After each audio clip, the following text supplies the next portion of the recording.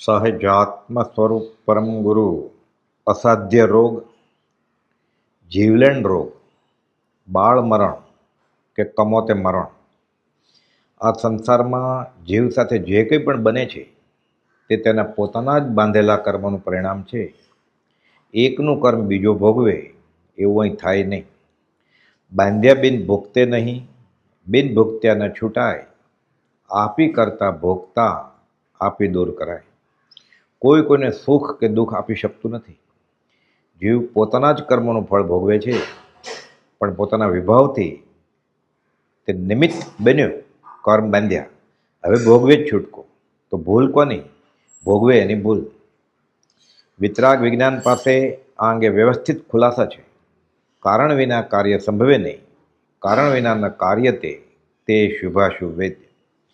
નાની ઉંમરે અસાધ્ય રોગ, જીવલેણ રોગ, બાળ મરણ કે કમોતે મરવાનું કારણ પૂર્વના કર્મનું તે પ્રકારનું ફળ છે. કર્મ સત્તા બળવાન છે, રાજા કે રંક, પંડિત કે મૂર્ખ, ધનવાન કે દરિદ્રી, ઊંચી કે નીચી જ્ઞાતિ, સ્ત્રી પુરુષ કે બાળક કે નવજાત શિશુ, ભણેલો કે અભણ, કર્મ કોઈને બાકાત રાખે નહીં. ભગવાન રામ, ભગવાન મહાવીર કે પરમાત્મા શ્રી કૃષ્ણ, કર્મે કોઈને છોડ્યા નથી. કર્મ બે શરમ છે. જળને શું ઉપયોગ? ઝેર સુધા સમજે નહીં, જીવ ખાય ફળ થાય. જોકે જીવ પોતે તો અમર છે, અવિનાશી છે, અનંતકાળ નરકમાં રહી આવ્યો. અસંખ્યાત પ્રદેશમાંથી એક પણ પ્રદેશ આત્માનો ઘસાયો નથી. જો ઘસાયો હોત તો અત્યારે તે હોત જ નહીં. આત્મા દ્રવ્ય નિત્ય છે, પર્યાય પલટાય, શરીર નાશ પામે, આત્મા ક્યારેય મરતો નથી. ન જાયતે મ્રિયતે વા કદાચિત, નાયમ ભૂત્વા ભવિતા વા ન ભૂયો, અજો નિત્ય શાશ્વતો અયમ પુરાણો, ન અન્યતે અન્યમાને શરીરે. ગીતાના બીજા અધ્યાયનો આ 20મો શ્લોક છે. પોતાના બાંધેલા કર્મો ઉદય તો આવવાના જ, હાથના કર્યા હૈયે વાગે. રોગ કે અકસ્માત એ બાહ્ય કારણો માત્ર નિમિત્ત કારણ છે. મૂળ કારણ તો આત્મા સાથે સંયોગ સંબંધે રહેલ કાર્બન વર્ગણાના પૂતગલો જ છે. આ કર્મોની વર્ગણા જીવતા દરમિયાન શાતા નક્કી કરે અને જીવનું આયુષ પણ તેને આધારે નક્કી થાય. શાસ્ત્રો મુજબ તે અંગેના ચોક્કસ કારણો વર્ણવ્યા છે કે પૂર્વકાળમાં બીજા જીવોને અને ખાસ કરીને આત્મજ્ઞાનીની અવહેલના કરી હોય, અપમાનિત કર્યા હોય, વેદના ઉપજાવી હોય, તે મહાભયંકર કર્મબંધનું કારણ છે. અહીં તો દુઃખી થાય, જીવ નરક નિગોદમાં લાંબા કાળ સુધી જીવ સબડે અને ત્યાંથી નીકળીને પણ ઘણા કાળ સુધી વિકલેન્દ્રીમાં રજળે. તપસ્વીને, ત્યાગીને, સંન્યાસીને, અણગારને, સંત ફકીરને, સજ્જનને તીવ્ર કશાયપણે અપમાનિત કરે, હલકા ઠેરવે, અશાતા પહોંચાડે, તે મહાભયંકર ગુનો છે. ગુરુજનોને પણ પોતાના માન કશાય અંતરાય સમજે તેનું ફળ આ જ ભવે કે ભવાંતરે આવે જ. વેદની સાથે જ્ઞાનાવરણીય કર્મબંધ આગળના ભવોમાં પણ ચાલુ રહે અને ઘણા ભવો સુધી જ્ઞાનનું આવરણ રહે. બાડા એટલે કે આંધળા, બોબડા એટલે તોતડી ભાષાવાળા કે તદ્દન મૂંગા, બહેરા અને મંદ બુદ્ધિમાં જન્મારાઓ જાય, પરાધીનપણે જાય. આયુષ પૂરું કરી નરક કે નિગોદમાં પણ જીવ ચાલ્યો જાય અને ઘણા લાંબા કાળ સુધી કર્મનો ભોગવટો ચાલુ રહે. શીલવતી કુમારિકાના શિયળભંગનો પણ દંડ ઘણો ભયંકર આવે છે. આવા કાર્યોમાં કૃતકારિત અનુમોદન પણ ન કરવું એ ઠામ બોધ છે. બ્રહ્મચારી વ્રતધારીને વ્રતમાં ભંગ પડાવનારને ભયંકર કર્મબંધ થાય છે, જેનું ફળ પણ ઘણા લાંબા કાળ સુધી ભોગવવું પડે છે. સંઘપતિ, રાજનેતા, યુથનો નાયક કે ઘણા મનુષ્યોનો અન્નદાતા કે પાળનાર હોય તેનો વધ કરે, બ્રહ્મચારી તપસ્વીનો વધ કરે, ધર્મીજનોના ઘર કે ગુરુકુળ બાળે વગેરે મહામોહનીય કર્મનું કારણ છે. અને એ કર્મના ઉદય વખતે ફળ પણ ચિત્ર વિચિત્ર આવે કે જે ફળ કેમ આવ્યું હશે એ સામાન્ય બુદ્ધિમાં સમજાય નહીં, ઓ ગૂંચ ભરેલું હોય છે.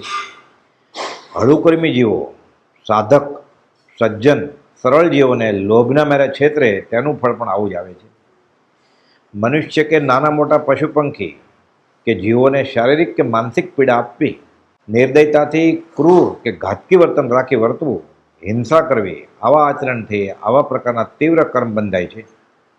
મોક્ષોક માટે શિકાર ખેલે, મોર હરણ સસલાની હત્યા કરે, પશુઓને ત્રાસ ગુજારી રમત કરે કે પશુને બાંધી મોં બાંધી ગુંગળાવે હત્યા કરે, તે પણ તીવ્ર આશાત્માના બી રોપ્યા હોય.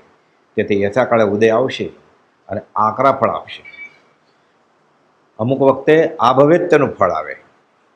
મનુષ્યો કે પશુ પંખી જેઓના કોઈના હાથ પગ તોડવા, વાળ ખેંચી કાઢવા, નખ કે દાંત ખેંચી લેવા, પશુઓની પાંખો કાપવી, હિંસક પશુને તાબે કરી તેમના ચામડા ઉતારવા, જેમ કે વાઘ સિંહનું ચામડું, હાથીના દાંત, ઘેટાના વાળ વગેરે વગેરે, એ રીતે અન્ય જીવો પ્રત્યે નિર્દયતા રાખી શિકાર કર્યો, તે આવા કર્મો બાંધવાનું કારણ છે. મોર પોપટ કે રંગીન માછલાને પકડી પાંજરામાં વગેરે પૂરી રાખે, કૂતરા કે તેના ગલુડિયાને બાંધી શોખના મેરા ઘરમાં રાખે, પૂરી રાખે, એ રીતે તો ભલે તે અબોલ પણ પશુ પંખી પર તીવ્ર નિર્દયતાની દ્યોતક છે અને તેનું ફળ અવશ્ય આવશે, આ ભવે કે આગામી ભવે. કોઈ લાચાર, બીમાર કે અશક્ત વ્યક્તિની હાંસી મજાક ઉડાવે, આવા લાચાર જે કર્મના ઉદય આ સ્થિતિ ભોગવી રહ્યા છે તેને પણ હેરાનગતિ પહોંચાડી દુઃખી કરે, અછતાં આળ મૂકે, ખાસ કરીને ઈર્ષ્યા કે દ્વેષ ભાવે, ચારિત્ર વિશે ખોટા કે ઉપજાવેલા આરોપનું ફળ પણ આવા જ પ્રકારનું ભોગવવું પડે. પૂર્વભૂમાં વધુ પડતી માયા કપટ, છેતરપિંડી કરી રાજી થવું, અપ્રમાણિકતા કરી સામેવાળાને કફોડી હાલતમાં મૂકી દેવો, આ ભવે અને આગામી ભવે તેનું ફળ મળશે જ. અન્ય જીવોના જીવ લેવાની ઈચ્છા રાખવી કે હિંસામાં આનંદ માનવો. પૂર્વભૂમાં જ્યારે કોઈ જીવ બીજા આશ્રિત જીવોને અધવચ્ચે નિરાધારે છોડી દે અથવા અચાનક ડરાવીને મારી નાખે ત્યારે આ પ્રકારનું કર્મ બંધાય છે. સ્વયં ગર્ભપાત એટલે અબોર્શન કરાવડાવે કે ભાવ અને દ્રવ્ય હિંસાનું કારણ બને તેમાં ભાગીદાર થાય. અગાઉના જન્મમાં જીવે કેવા કેવા કાર્યો કર્યા, આ ભવે કેવા કેવા કાર્યો કરે છે, તેના આધારે આ ભવ અને ભાવિ ભવનું નિર્માણ થાય છે. આ બધા કારણો અસાધ્ય રોગ અને જીવલેણ બીમારીનું કારણ બને છે. અશતવેદનીય કર્મનો તીવ્ર બંધનો ઉદય આવા કારણો લીધે છે. અથવા તો આયુષ્ય એવું તૂટી જાય, સોપક્રમી ટૂંકી અવધિનું બાંધે, બાળ મરણ, કમોત મરણ તેનું કારણ બને. જ્યારે આવા કર્મનો ઉદય આવે ત્યારે તે ભારે કર્મના ફળરૂપે ઘરમાં નાનું બાળક, આ ભવે તો નિર્દોષ પણ ગંભીર બીમારીઓમાં સપડાય, જીવલેણ પણ નીવડે. અમુક ઇલાજો દરમિયાન તેવા બાળક પર મોટા ઓપરેશન કરવા પડે, તેને જીવડાવવા માટે મશીન ઉપર રાખવા પડે, લાખો રૂપિયાનો ખર્ચ થાય અને છેવટે સૌ સાધન બંધન થયા અને પ્રાણ જાય. નામકર્મ, અશુભ નામકર્મનો ઉદય. શરીરનું સ્વસ્થ કે રોગિષ્ટ રહેવું તે પૂર્વે બાંધેલ શરીર નામકર્મને આધારે નક્કી થાય છે. અશુભ શરીર નામકર્મ અને ઉપઘાત નામકર્મ, આના ઉદયથી શરીરમાં જન્મજાત ખામીઓ કે જીવલેણ રોગો ઉત્પન્ન થાય છે. જો પૂર્વભૂમાં અલ્પ આયુષ્ય કર્મ બાંધ્યું હોય તો જીવ નાની ઉંમરે મરણ પણ પામે. જેમ ભરેલા ગળામાં જો તિરાડ હોય તો પાણી ધીમે ધીમે ટપકે તેમ આયુષ્ય પૂરું થાય, અને કરવતના આરાથી લાકડું વેરાતું હોય તેમ થાય, અને ઘડો તૂટ્યો તો બધું પાણી એકી સાથે ઢોળાઈ જાય. આ અકાળ મૃત્યુ, અપવર્તન, સઉપક્રમી, કમોત જૈન ધર્મ અનુસાર ખાસ વૈજ્ઞાનિક અભિગમ સમજાવી આ વાતના ખુલાસા કરવામાં આવ્યા છે. આયુષ્ય બે પ્રકારે પૂરું થાય. અપવર્તના એટલે અકાળ મૃત્યુ કહેવાય છે તે, અને નિરપવર્તના સમયસરનું મૃત્યુ. જેમ ભીના કપડાને ફેલાવીને તાપમાં સૂકવવામાં આવે તો તે જલ્દી સુકાઈ જાય, તેમ ભારે નિમિત્તો મળવાથી આયુષ્ય કર્મ અધવચ્ચે જ સમાપ્ત થઈ જાય. મૃત્યુ અકુદરતી જણાય, અકાળ મૃત્યુ કહેવાય, કમોત કહેવાય. ખાસ કોઈ શારીરિક રોગ વિશેષથી નહીં, તે વ્યવહારે કમોત કહેવાય. વીજળી, વાવાઝોડું, ધરતીકંપ, પૂર કે સુનામી, ઇલેક્ટ્રિક શોક, અકસ્માત, ધ્રાસકો લાગે, ખાવામાં ઝેર આવી જાય વગેરે, કે આત્મઘાત કરે, ખૂન થાય, આ બધું અકાળ મૃત્યુ, સઉપક્રમી, બાળ મરણ, નાની ઉંમરે મૃત્યુનું કારણ. બજારમાં વસ્તુ ખરીદવા જાય, જેટલા પૈસા ખર્ચે તેના પ્રમાણમાં વસ્તુ મળે. તેવી રીતે જીવ જેટલું આયુષ્ય બાંધીને આવ્યો હોય તેટલું જીવી શકે. નાની ઉંમરે મૃત્યુ થવા પાછળ અલ્પ આયુ કર્મ જવાબદાર છે. નિકાચિત કર્મ જે ભોગવવું જ પડે. કેટલાક કર્મો એટલા મજબૂત રીતે બંધાયા હોય તીવ્ર કશાય ન કશાયની ચિકાસથી આત્મા સાથે ચોંટ્યા હોય, જેને નિકાચિત કર્મ કહેવાય છે. આવા કર્મો સામાન્ય તપ વગેરે કરણીથી પણ ટળે નહીં, તેને ભોગવે જ છૂટકો. વ્યવહારમાં નજરે ચડતા એવા દાખલા, જે નિર્દોષ જણાતું એવું બાળક કે ઉગતી ઉંમરનો નવયુવાન, જેણે આ ભાવમાં તો કોઈ એવું પાપ કર્યું નથી, એટલો મોટો દંડ શા માટે? પણ પૂર્વકર્મના નિકાચિત કર્મોના કારણે આવી નાની ઉંમરે પણ તીવ્ર વેદના આવી પડે અને જીવલેણ પણ નીવડે. રીબાઈને પછી સારું થવાને બદલે પ્રાણ પણ હરે. આ કાળમાં ખાસ જણાતા એવા અકસ્માતો, ખૂનામરકી, બોમ્બ વિસ્ફોટ, આતંકવાદીના હુમલા, એવા ચિત્ર વિચિત્ર મહારોગો, અલગ અલગ પ્રકારના કેન્સર, તે પણ બાળ વય કે ઉગતી ઉંમરે જોવામાં આવે છે. જીવને પથારીવશ પરવશ કરી નાખે કે લાંબો કાળ રીબાવી પ્રાણઘાતક બને. તે દ્રવ્ય ક્ષેત્ર કાળને સામાન્ય વ્યવહારે દોષિત કરે, પણ મૂળમાં બુદ્ધિ કર્મ અનુસારિણી, તે જળને કોઈ ઉપયોગ નથી.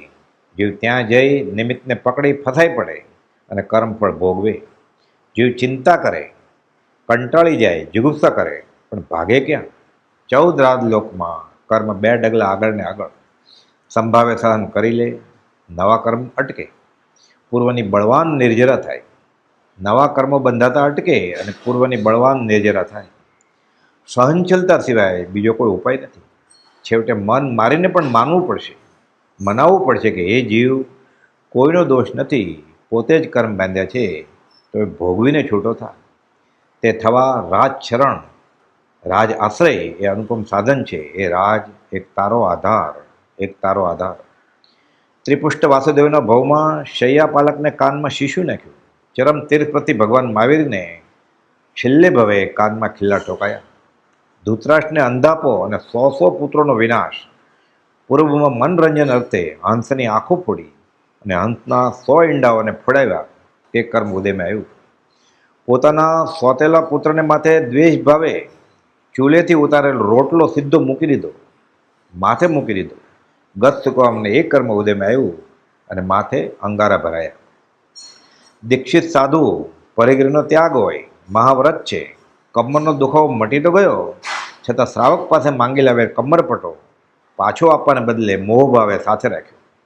વિહાર કરીને બીજા નગરે સાથે લઈ ગયા. હશે તો કામ આવશે. આગામી ભવે અવતાર તો મનુષ્યનો મળ્યો, પણ બંને પગથી જન્મથી જ ખોટાપણો, ચાલી જ ન શકે. કમરની નીચે પગ ખોટા. સંસારમાં બનતા અખત્ય ખેદકારક પ્રસંગો. વિશેષ કાળની માંદગી વિના યુવાન અવસ્થામાં અકસ્માત દેહ છૂટે કે અસાધ્ય રોગ થાય, અકસ્માતમાં હાથ પગ કપાઈ જાય, અંધાપો આવે, હેમરેજ થઈ જાય, લકવો થઈ જાય, તેથી સહવાસીઓને અને સામાન્યપણે ઓળખીતાઓને પણ ખેદ તો થાય જ. સુણાવ ક્ષેત્રે ભાઈ મુંદાસનું મૃત કલેવર મળદું હનુમાનના મંદિરને ઓટલે ઠંડુ પડેલું, ઉંમર વર્ષ 22. ભાઈ સુંદરદાસ માણેકચંદ ખંભાતના સત જિજ્ઞાસુ મુમુક્ષુ, જે પરમ પૂજ્યની પેઢીએથી ચૂત પોકલી ઉપાસરે લઈ આવેલ મુનિ દેવકરણજીને સૌ પ્રથમ ભેટો થયો. ગાડેથી પડ્યા, ગાડાનું પૈડું છાતી પરથી પસાર થયું. ભાઈ સુંદરદાસનો 23 વર્ષની ઉંમરે દેહ છૂટી ગયો. વચનામૃત 689. પરમ પૂજ્ય બોધે છે કે આવા પ્રસંગો વિચારવાન પુરુષોને સંસારનું અશરણપણું, અનિત્યપણું, અસારપણું, તુચ્છપણું અને અન્યત્વપણું દ્રઢ કરાવે છે. આ પ્રસંગો વૈરાગ્ય વિશેષનું કારણ છે. ખેદકારક પ્રસંગોનો મૂર્છાભાવે ખેદ કરવો તે માત્ર કર્મબંધનો હેતુ ભાસે છે. વૈરાગ્યરૂપ ખેદથી કર્મસંગની નિવૃત્તિ થાય છે. મૂર્છાભાવે ખેદ કર્યાથી સંબંધીનો વિયોગ કંઈ સંયોગમાં ફેરવાઈ ન જાય. મૂર્છા અવિચાર દશાનું ફળ છે, અહિતકારી છે, આર્થ ધ્યાનનું કારણ છે અને કર્મ બંધ કરાવે છે. મોહ તો અનંત જન્મ મરણનું અને અત્યારે પણ પ્રત્યક્ષ ખેદનું કારણ છે. દુઃખ અને ક્લેશનું બીજ છે. પરમ પૂજ્ય બોધે છે કે તેને શાંત કર, ક્ષય કર. એ જીવ, એ વિના બીજો કોઈ હિતકારી ઉપાય નથી. આમ ન હોય તો સંસાર સિવાય બીજે જીવની વૃત્તિ જાય જ છે ને. મૃત્યુને ભયે પરમાત્ર વૃત્તિ જાય છે. ખેદ ઉપશાંત કરવા જ્ઞાની પુરુષના વચનામૃતો, જ્ઞાની પુરુષનું શરણ અને આશ્રય, સત્સંગ સમાગમ અને વીરતી એ સર્વ યથાશક્તિ સેવવા અને વૈરાગ્ય વિચાર આ બળવાન સાધન છે તે આરાધવા જ્ઞાનીનો બોધ છે. મંત્ર તંત્ર ઔષધ નહીં, જેથી પાપ પલાય, વીતરાગ વાણી વિના અવર ન કોઈ ઉપાય.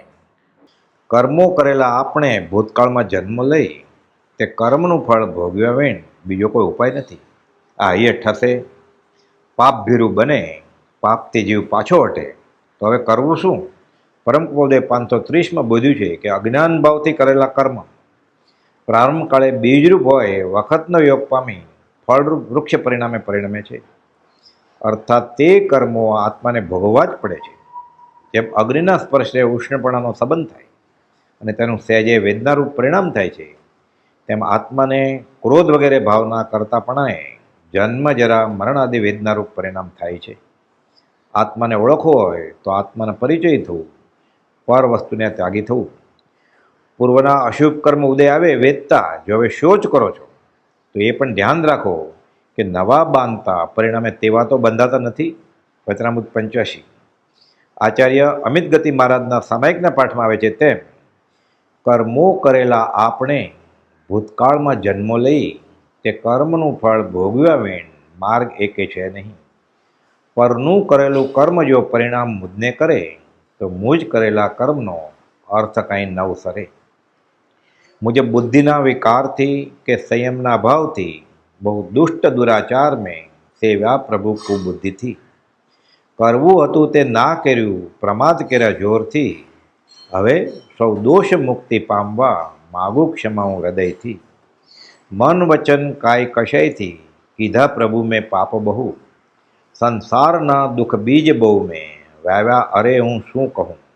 તે દોષને આલોચના નિંદા અને ધિક્કારથી હવે હું ભસ્મ કરતો મંત્રથી, જેમ વિષ જાતું વાદીથી. હું માગતો નહીં કોઈ આસન દર્ભ પથ્થર કાષ્ટનું, મુજ આત્મના નિર્વાણ કાજે યોગ્ય આસન આત્મનું. ઇષ્ટ વિયોગ અનિષ્ટ યોગ મેં સહનશીલતા દિખલાવે, તો પણ કંઈ પણ યાચના ના ધનની ધરું, કિંતુ યાચું આટલું કેવલ સુર. હે ભગવાન, મને ભૌતિક સુખ મળે અને આ દુઃખ દૂર થાય એવું નથી માગતો, પણ મારા બાંધેલા કર્મ હું ક્ષમતાથી ભોગવી લઉં અને નવા ન બાંધું એવી ધીરજ આપ, સમજણ આપ. છૂટું પિછલા પાપ સે નવા ન બાંધું કોઈ, શ્રી રાજ પ્રભુ પ્રસાદ સે સફળ મનોરથ હોય. સહજાત્મ સ્વરૂપ પરમ ગુરુ, સહજાત્મ સ્વરૂપ પરમ ગુરુ, સહજાત્મ સ્વરૂપ પરમ ગુરુ, સહજાત્મ સ્વરૂપ પરમ ગુરુ.